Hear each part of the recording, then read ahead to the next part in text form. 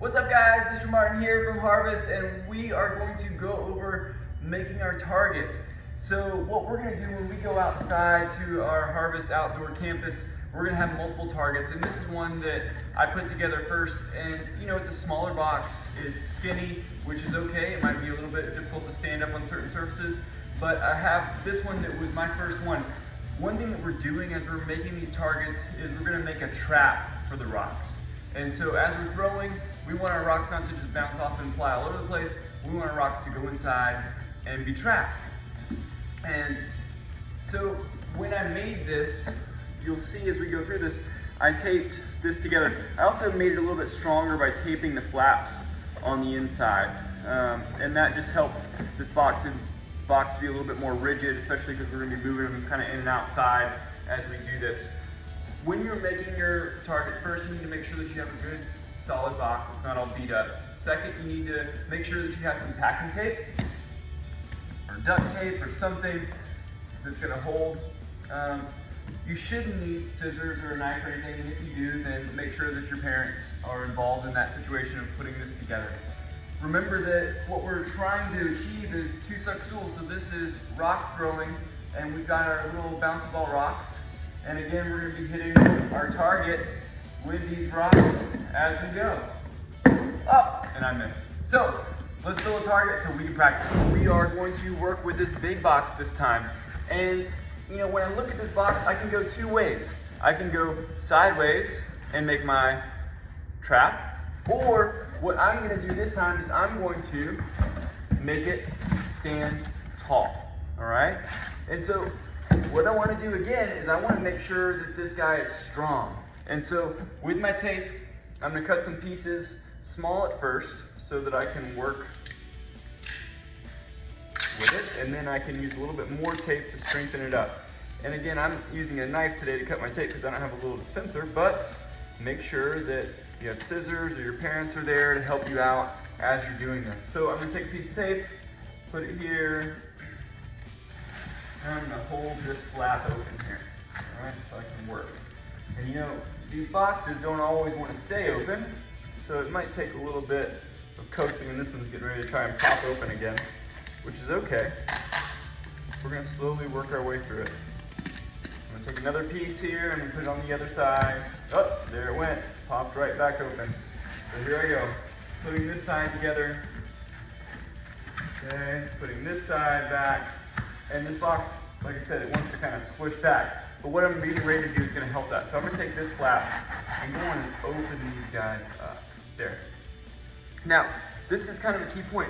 So what I want to do is I'm not going to push it all the way up. Why? Because I want this to shoot the ball down if it's going to hit the top. Okay?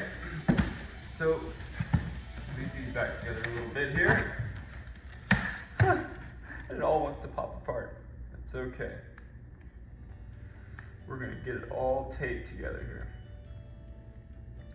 So next,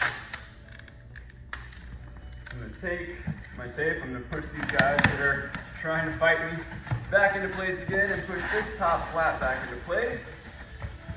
Up, and then I'm gonna use my tape that just stuck together. Comedy of errors, guys. And put it right here at the top to hold this flap in place, all right? Now, once I start getting this stuff together, it's gonna start making this box stronger, and it's gonna want to stay open like I'm trying to make it do. So again, taking my tape, going up here in the seam of where these two flaps meet, I'm gonna stick a piece of tape and hold it together. Okay, so here, let's see what's going on here. So I'm taping inside there to hold this box together. Now, what I'm going to do is to strengthen this up a little bit. Man, the tape's falling apart. So I'm going to run this and start taping this whole wall all the way up and all the way down. You know, if you guys don't know this about me, I'm a martial arts instructor, and when it comes to wrapping gifts at Christmas time, that's normally not my job. I'm not the best at it. So that's why making this target as fun, and it might not be as pretty as some of your other targets that you guys put together. So again, I'm just taking these pieces of tape, working my way all the way up this wall, stiffen it up and hold it all together. Now I've got it going here. And just keep working my way up, taping this to make it nice and strong. I'm gonna work all the way up. I'm even put another piece of tape up here at the top in the seam. Really hold this piece together in place. Helps keep the doors open. All right, now I'm going to the other side. So again, just working my way from bottom to top, putting my tape on here, pinching it from the outside so I really get a good push on that tape.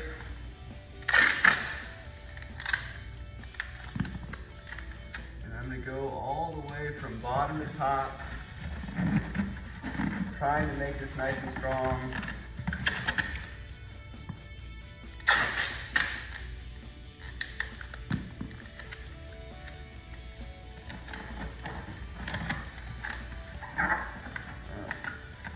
Tape the top part again. All right, so now, here we go. I'm gonna show you guys again where I'm at. So now my seams are all taped inside, holding it up. Okay, next step. I'm bringing my bottom flap up because I'm gonna make my trap, right? This is what's gonna catch my rocks as I'm throwing them. So here, piece of tape. Flip this box up. I'm going to put it on this outside corner. Now, what I want to do, again, I want to hold this box together. So what I'm going to do is squeeze this piece to the other and tape it so it's nice and tight as I work into that position. All right, taping the seam. Get the other side. So I like to put it here on the side first. Hold it together. Really make sure that is a strong corner there as I put it together. Okay. So now our box is taped together. Some boxes you might, this one's pretty good, but some boxes you might need to put a piece of tape on the back or hold it together a little bit more on the outside. And now I have my target. So now we have our target set up. And look, I've set my target up on a stand. Depending on what you have going on at your house or in your garage, in your playroom, first you need to make sure that what you're going to be throwing at is safe to be throwing at. You need to talk to your parents and make sure that what you're throwing isn't going to break anything or mark up a wall or cause any problems. First issue. Second thing is that I want to raise my target up a little bit so that I'm able to throw at a higher target. Remember that I'm not necessarily trying to throw at a target on the ground. I'm not throwing down. I want to be throwing up. Okay? And so when I do this, my target's up off the ground.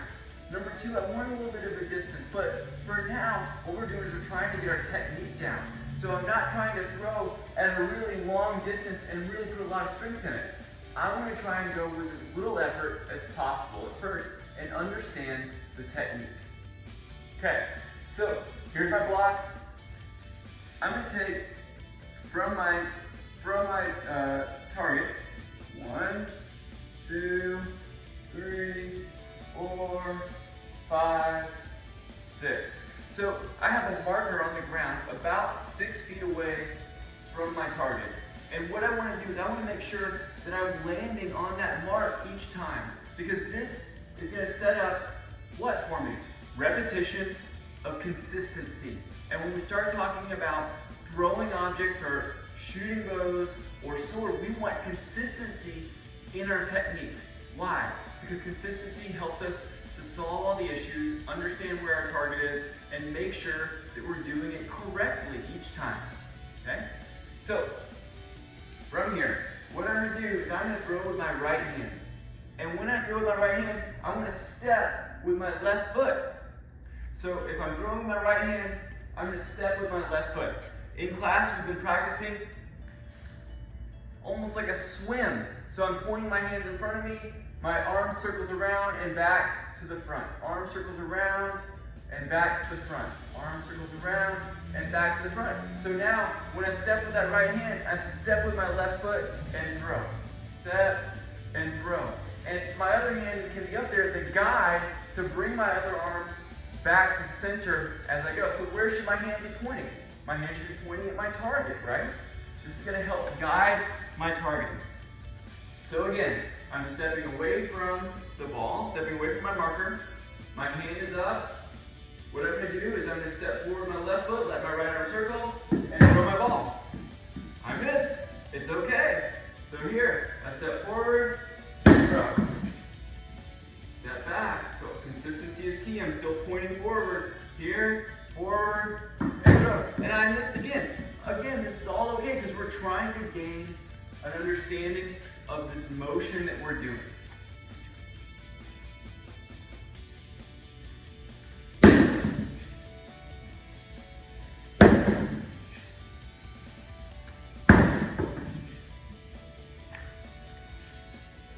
What I want is consistency as you're practicing, standing upright, and this is the first part that we're going to do.